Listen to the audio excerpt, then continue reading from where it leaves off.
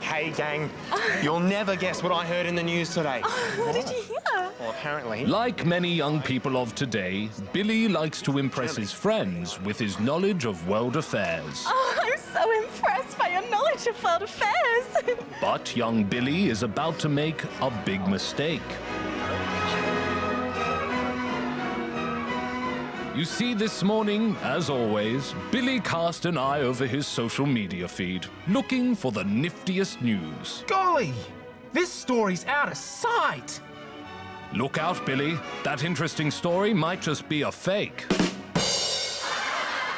Look at this. What is this? People create fake news for all sorts of reasons. Sometimes it's to make you laugh. Other times it's to influence your opinion or to make money by attracting your clique. Or sometimes they're just jerks. But repeating that fake news can make you look pretty silly. Did you guys know that aliens from outer space built the pyramids? Really? Isn't that neat? Yeah. Your friends could spread that fake news even further. Hey guys, did you hear that the pyramids were actually built by aliens?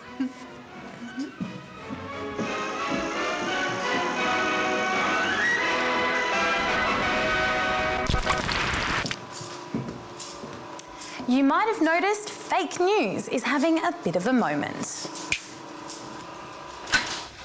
CNN and MSNBC are fake news. Fake news. In Washington. There's been a lot of talk about how made-up news stories can end up influencing the real world. And many agree that's a real problem. But did you know it's not a new one?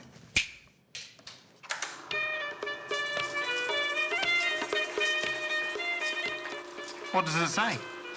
The aliens built the pyramids. For about as long as people have been communicating, Well, there you go. we've been using our tools of communication to tell great big whoppers.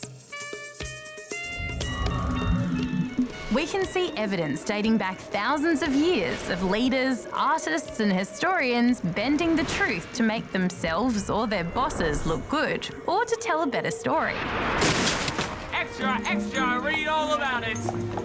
Get your news here. Eventually, the printing press came along, making it much easier to spread phony information. Creatures found on the moon. Paper, sir. You see, many newspaper owners realised they could sell more copies if the news was exciting, even if it wasn't exactly true. Oh, penny, sir. One famous example of this was the Great Moon Hoax of 1835. The New York Sun published a whole series of articles about creatures that had been found on the moon. Of course, it wasn't real, but it did drive up circulation. Then there was propaganda. During the First and Second World Wars, governments on both sides would exaggerate or downright make things up to make their enemies look bad. What world? Ladies and gentlemen, the Mercury Theatre. Broadcast Orson Welles. We know now that in the early Of years course, of the not 20th all century, fake news was made to fool the people. world was being watched closely by intelligences greater than man. Some was made to entertain. Like in 1938, there was a very famous radio broadcast. About their various concerns. Orson Welles read an adaptation of the novel War of the Worlds live on air, presented as a fictional news bulletin.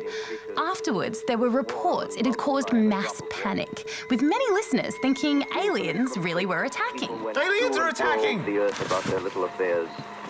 Serene in the assurance of their But even that fact was later found to be fake news. Most people knew it was just a story. Besides a group of people in a small US town who attacked a water tower because they thought it was an alien. Still, it's thought the panic story was grossly exaggerated by newspapers to discredit their new competitor, intellect. radio. And welcome to television. President Kennedy has been shot. As the 20th century went on and TV joined the mix, journalism ethics evolved. Nothing will save the Governor General. Many governments created organisations to promote standards in journalism. And many media organisations built their reputations on telling the truth.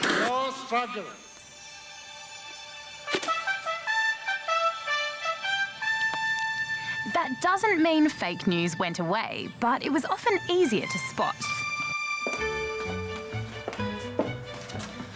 For instance, if you wanted to read stories about UFOs and Bigfoot, then you'd probably find them in a tabloid, like this. But if you wanted more accurate news, well, then you could try a more reputable broadsheet. Oh my goodness! There's a sale on at Grace Brothers! But then came the internet, and things got a little more complicated.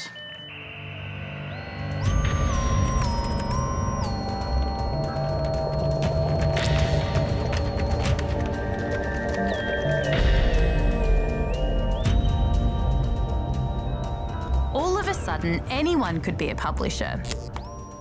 And with so much information out there, it could be hard to know what to believe. I don't know who to believe anymore!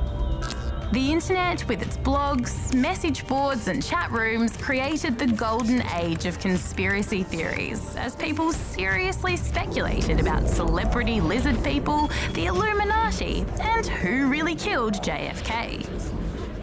Next, please. Social media has kinda made things worse by letting us share stories without making it clear where they came from or if the source is reliable.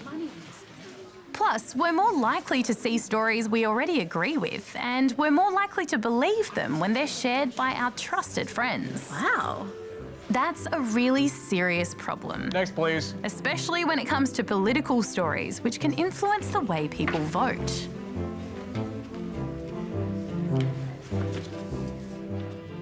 There's been a fair bit of speculation about whether or not fake news could have affected the outcome of the 2016 US election.